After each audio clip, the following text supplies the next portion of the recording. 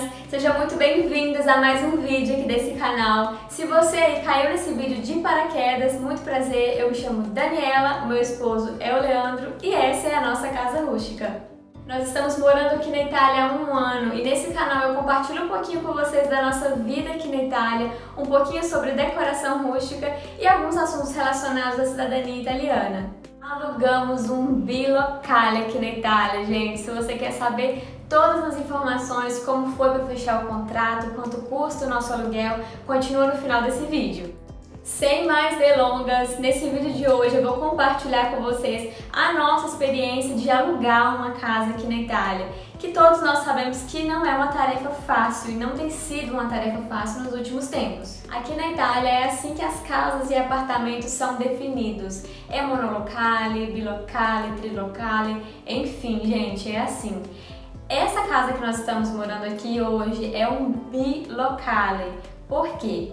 O monolocale, por exemplo, é um apartamento ou uma casa bem pequena que tem todos os ambientes integrados em apenas um cômodo. É a sala, quarto, cozinha, tudo ali, juntinho. Já um bilocale, que é aqui o nosso caso, nós temos ambientes separados. Por exemplo, nós temos a nossa cozinha e a sala separadas do quarto e banheiro. Por isso se chama bilocale. E a regra é simples. Quanto maior for a sua casa, o seu apartamento, também mais alto vai ser o valor do aluguel. O que influencia muito também é a região em que você está alugando. Por exemplo, se for um apartamento, uma casa próxima do centro da cidade, o valor vai ser mais alto. Se for mais afastado, o valor vai diminuindo. Se for na montanha, o valor diminui ainda mais.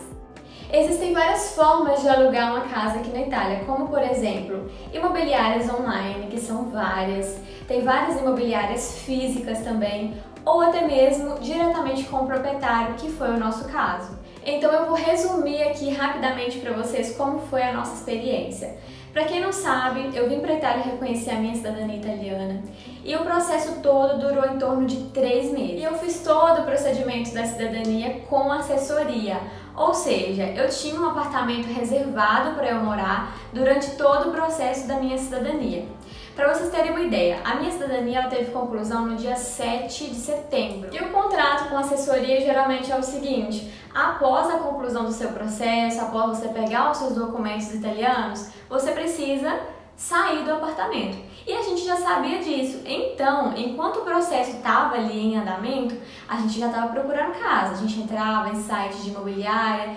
Só que existe um grande problema, que é o seguinte: geralmente as imobiliárias ou até mesmo os proprietários de apartamentos e casas, eles vão ali te exigir um contrato indeterminado de trabalho, eles vão te exigir também algum valor X de caução. Para quem não sabe, um caução é o valor que o proprietário pede para você entrar no apartamento e fica retido ali com ele. E quando eu digo que isso é um problema, é que quando a gente chega na Itália para reconhecer a cidadania, nós não temos praticamente documento nenhum, nós não temos trabalho, então isso dificulta muito as pessoas conseguirem casas. É por isso a grande dificuldade de encontrar uma casa. Por quê? Você chega aqui, você não conhece quase ninguém, você não tem trabalho, você não tem um valor tão alto na renda.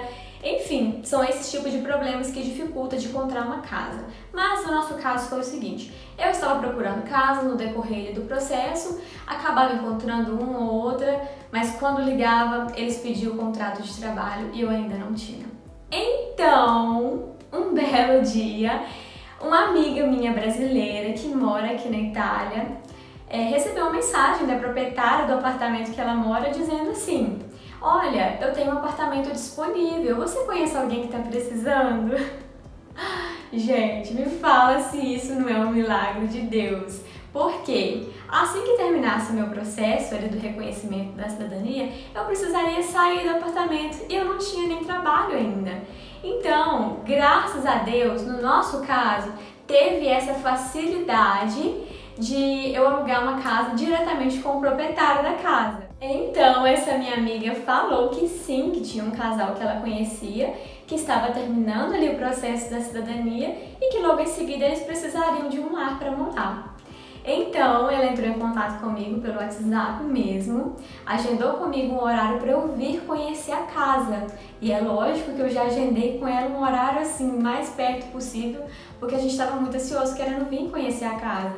A gente veio conhecer a casa e nisso os moradores antigos ainda estavam aqui, né, dentro da casa. A gente veio, gostamos muito. E uma coisa que eu falo com vocês, gente, é o seguinte: a primeira casa que vocês moram aqui na Itália, não pode ficar escolhendo muito. Ah, eu quero no lugar tal, quero a casa assim, quero a casa assada. Não, gente, pega a casa que vocês encontrarem, porque realmente é difícil. E essa situação que aconteceu comigo realmente foi uma situação assim que eu falo que foi um milagre de Deus mesmo, porque não costuma ser fácil assim. Nós viemos, conhecemos a casa, uma casa muito bacana, que eu já mostrei pra vocês nos vídeos anteriores, o tour aqui pela casa. Nós gostamos muito, ela passou pra gente o valor do aluguel e falou com a gente assim: olha, agora que vocês já viram a casa, já sabem o valor, ficam de pensar um pouco na resposta de vocês e eu entro em contato depois. E foi isso que aconteceu.